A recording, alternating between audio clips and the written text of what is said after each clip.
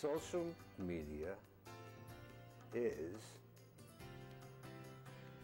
I have no idea. Social and media? Not really sure. I guess I don't know the answer to this question. I have no idea what social media is. I believe social media is websites of which you can display your art or music content. The only thing I know about social media is what I heard from my daughter, my oldest daughter. I believe it has something to do with Facebook and MySpace and those new sites that all the kids use. Social media is a way for people to be, keep in touch with each other, communicate new ideas, new things going on. What is social media? Social media is not defined in the dictionary. It is a new way of networking that allows people to convey their messages to the masses. Online tools that allow for participation, openness, conversation, connectedness, and community. These messages include the sharing of content, profiles, opinions, insights, experiences, perspectives, and media. This allows for direct contact between participants. The opposite of traditional media that is created for the people, social media is created and divided up by the people. From the beginning of time into the new millennium, people have been developing new systems to communicate with one another. New innovative technology has made it possible for people to interact in an increasingly global society. Tools like MySpace, Facebook, YouTube, Skype, just name a few, have altered communication in our daily lives. Social media is affecting everything that people do today. Because of the internet, people are able to communicate one-on-one and one-to-many at very little cost. I think Facebook and MySpace, I think it's an easy way for students to connect to each other. Facebook, I use it for mostly everything. I go on it all the time. Like especially in my age group and those younger than me love technology and they love quick, easy contact. So it's something new. I check my Facebook about once a day. We're seeing in lots of different situations people playing with the medium who put suggestive photos of themselves on MySpace, for example. And think it's fun at the time, and then when the prospective employer sees them, all of a sudden it's not so good. I don't think so much now, but maybe later on when people are looking for jobs, I think that some of the stuff that they put on Facebook maybe would be a little offensive to people that are trying to hire them. There is some impact on how employers find students. It is common for employers just to Google a student or a potential candidate. And so what happens is when you Google the person, Facebook now actually can retrieve information. I tend to make sure that I'm clean on Facebook. Their reputations may be affected, their ability to get jobs, their ability to get into grad school or colleges or even private schools. And scholarships and internships might be affected. And when you run for President of the United States one day, the things that you said when you were 15 that would have been forgotten by everyone in real life doesn't get forgotten online. You have to be ready for the consequences. If you're going to put something on there, then you're going to have to be ready to have people look at it. The internet was a great invention, but it can, if it's not used properly, it can be dangerous and damaging. That family talk, when you sit down with your kids and talk with them about problems they have, a lot of that sometimes I think gets lost into the computer world. And sometimes when I get home from school I like to go on MySpace, talk with my friends, message them, sometimes I text them, spend hours on the computer.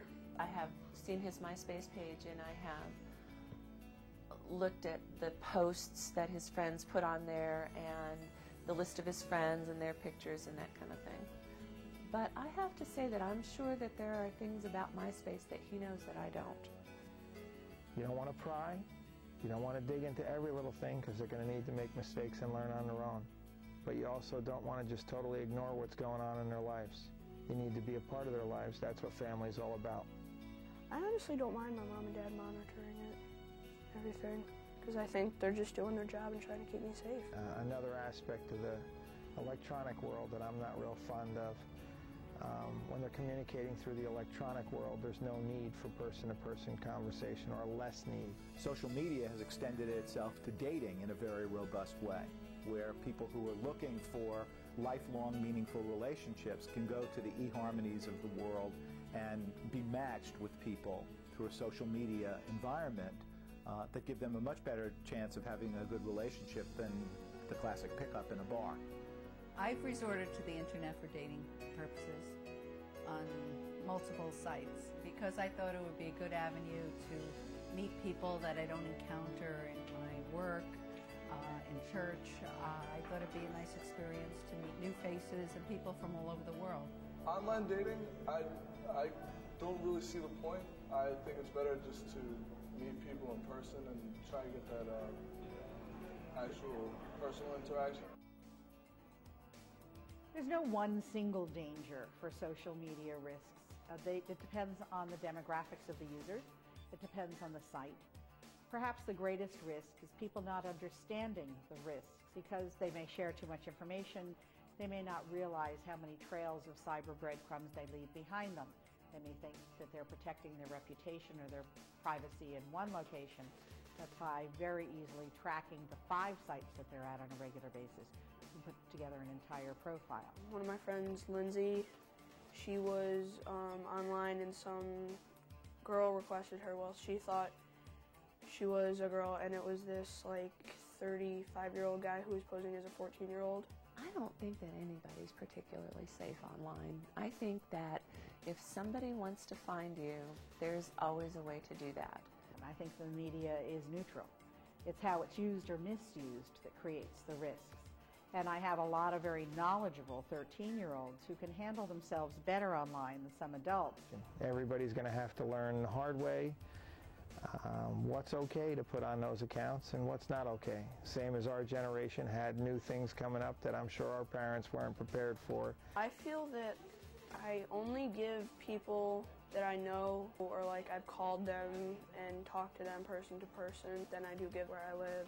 Teen Angels is a program that we've developed in 1999 that trains teens and now preteens in our Tween Angel program to become experts that will train others. They learn everything about safety, privacy, responsible use. They understand piracy. They understand inappropriate content. They understand how the search engines work and meta tag fraud.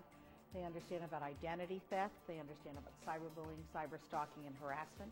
They understand how internet sexual predators operate and how they can lure kids into believable situations by grooming them. They understand all of the issues from the public policy, from the practical perspective, and especially apply their kids' hacks to the expertise that we're providing to them. Everybody is looking at social media as being incredibly powerful.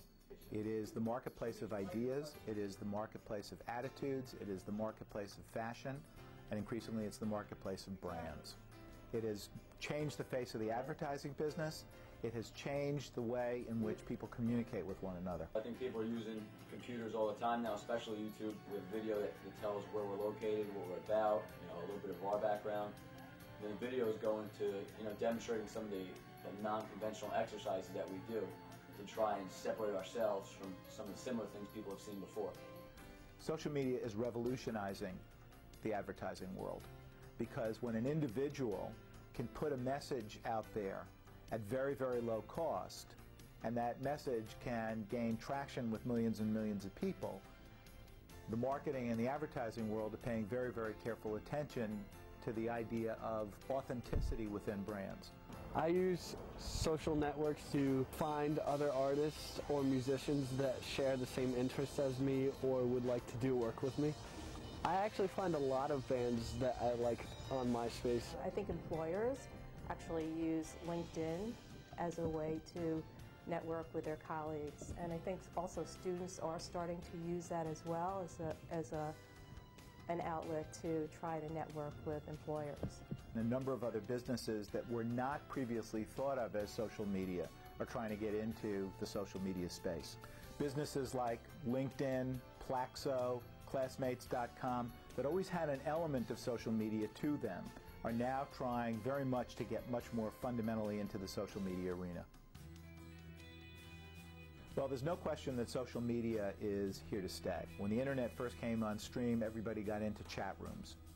Nobody goes to chat rooms anymore because they're so basically impersonal and the medium has been around a long time. Now we send email, we IM, we have much more direct and specific communication. I see that there's a huge change in how people are communicating, but the change is from the bottom up. Younger people are using it. They're born with a mouse in their hands, and it's a wireless mouse, and it's going to be hardwired in their brains before long. What will happen with social media is that they will morph into new forms. We haven't even begun to see what Facebook of the future will look like. But as the young kids grow up and run businesses and become parents, I think it'll change all communication.